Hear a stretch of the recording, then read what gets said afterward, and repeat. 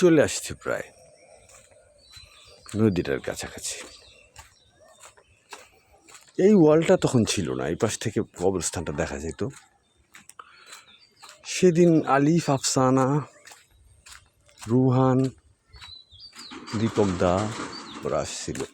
এইখান থেকে ওই সজনে গাছটা দেখাইছিলাম, আব্বার কবরটা দেখাইছিলাম। এদিকটায় আমরা একটা দিন যেতাম ছোটোবেলায়, আম, কাঁঠাল, নানান রকম গাছ, এগুলি কাঠ গাছ, কত গাছের নাম, যেমন অদ্ভুত অদ্ভুত কিছু নাম ছিল গ্রামের, সেগুলি নাই। গাছ শূন্য হয়ে যাইতেছে গ্রাম, পৃথিবী। ওইখানে জোড়া বট গাছ, মানে সরি তেঁতুল আর কি জানি একটা গাছ আছে ওইখানে, যেখানে আমরা শ্রাবণান্তে বর্ষা ও প্রকৃতি শিরোনামের একটা কবিতা উৎসব করছিলাম কাব্যশুরি থেকে। অনেক কবিরা আসছিল বাংলাদেশ ভারতের কবিতা পড়তে। অদ্ভুত আনন্দ আর অদ্ভুত বেদনার সাথে ছিল সেটা আমাদের ব্যক্তিগত আরও কয়েকজনের উদযাপন। আমি, হুমায়ুন আফতাব, মিন্টু, এই তিনজনই আমরা চরম লেভেলে পরিশ্রম করছিলাম। ওই সময় এইখানে গান গাইছিল এম রহমান রানা আর সামির আব্বাসী। সামির আব্বাসীরে তো নতুন করে পরিচয় দেওয়ার কিছু নাই। সে আব্বাস উদ্দিন, গানের পাখি আব্বাস উদ্দিনের নাতনি, প্লাস মোস্তফা জামান আব্বাসী তার, আসমা আব্বাসী তার মা, মোস্তফা জামান আব্বাসী তার বাবা, সবাই স্বস্বক্ষেত্রে প্রতিভাবান এবং অ্যাসেটটা সফল। বাণিজ্যিক হোক অবাণিজ্যিক হোক সেটা আমার বিচার্য না। তারা তাদের কাজটা করছে, কীভাবে করছে, কেন করছে, সেটার দায় এবং বোধ বা জবাবদিহিতা তাদের সাথেই তাদের হতে পারে। এই জায়গাটা ছিল, অনেক পানি ছিল তখন, পানির মধ্যে মঞ্চ করে দিয়েছিল। আজই অবশ্য অনেক ভূমিকা নিচ্ছে সেখানে। তারপরে একটা মামা স্যানিটারিংয়ের কার্ড দিয়া, এইসব জায়গায়। ওইখানে লিজা, লিমা, রিমা তিন বোন ছিল, আর ওইখানে বসে আমি কবিতা লিখতাম পরদিন নিয়ে। আর সাতক্ষীরা থেকে এসে আব্বার, তখন আমি ক্লাস 9-এ পড়ি। আমাদের হাঙ্গাইল বট গাছের নিচে একটা মঞ্চ হয়েছিল ওই বছরই। মঞ্চের প্রথম দিন আমি শোটা দেখতে পারছি, দ্বিতীয় তৃতীয় দিন না। পীযূষের অভিনয়টা দারুণ লাগছিল। ওইটা বোধহয় আমি ভিডিওতে দেখছিলাম তখনকার। দিদি পেয়ারা খাবি, আপেল খাবি, পেয়ারারে আপেল বানিয়েছিল। জাহাঙ্গীর ভাই ছিল, ফিরোজ কবির তখন বলিষ্ঠ নেতৃত্ব জাতীয় পার্টিতে, উপজেলা চেয়ারম্যান সম্ভবত, সে আইসা ওপেন করলো। মঞ্চটাও ছিল অসাধারণ। আনিস নানা, একটা সময় ছিল যখন কালচারাল বেসমেন্টার সাথে ধর্মীয় সরাসরি যুদ্ধবাদ জড়িত ছিল না। সেই মানুষগুলোই আজকাল, মানে আজকে একটু বয়স হয়েছে, নামাজ টামাজ পড়ে, দাঁড়িয়ে রাখি, সব কিছুই স্বাভাবিক, কিন্তু সেই যে কালচারাল বেসমেন্টটা, এইখানে এই যে লাল মাটির যে লম্বা তীরটা, এখন তো নষ্ট হয়ে গেছে।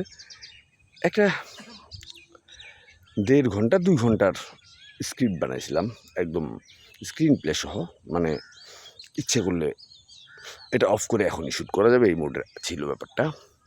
লাল তীর দিয়েছি নাম। লাল তীরের দ্বৈত মিনিংস আছে, রক্তমাখা তীর আর এই নদী। রক্তমাখা তীর কারণ এই নদীটারে আমরা মেরে ফেলতেছি, এটার একটা মেটাফোর থেকে। আমি বলতেছিলাম সূর্য উঠতেছে, কি এক বিন্দুর মতো জল জলে সূর্য, একটু একটু হালকা হালকা বৃষ্টি হইতেছে, 2-1 ফোঁটা। আকাশ, কি যেন বলবো, সকাল সকাল নদীটার কাছে চলে আসলাম। নদীটা কি আমাকে ডাকতেছিল? এই জঞ্জালে ভরা বিষ যাতনার সাক্ষী রাখতে ওইদিকে ঘুঘু পাখির ডাক আর কুদঘর। এইখানে সেই বাদল ভাই সময় থেকে, মানে ছোটোবেলায় যখন ডালিয়া ফুল ফুটতো, বাদল ভাই, কাজল ভাইরা বাগান করতো, সেই সময় থেকে আমার যাতায়াত অজস্র বছর, 30-35 কিংবা তারও বেশি। আর ওইটা সেই শুটিং সেট, নদীর ওই পাট। সেদিন গিয়েছিলাম ওইখানে, কৃষি পাঠশালা রিসোর্ট, ওইখানেই থেমে আছে, থমকে আছে।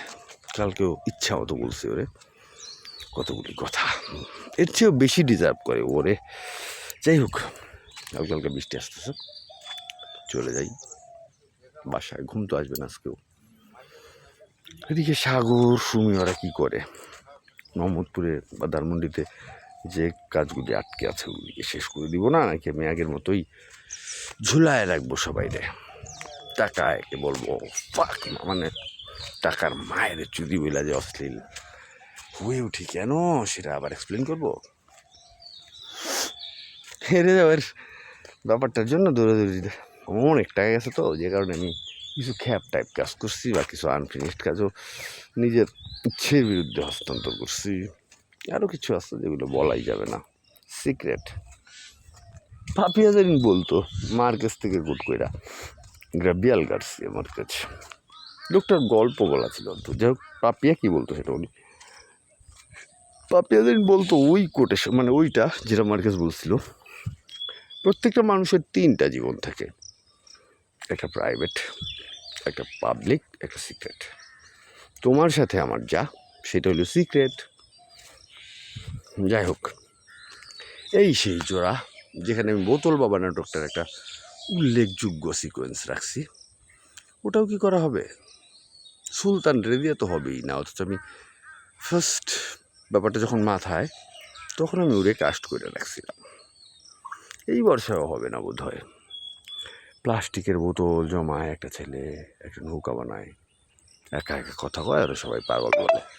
এটা ইন্ট্রোডাকশন।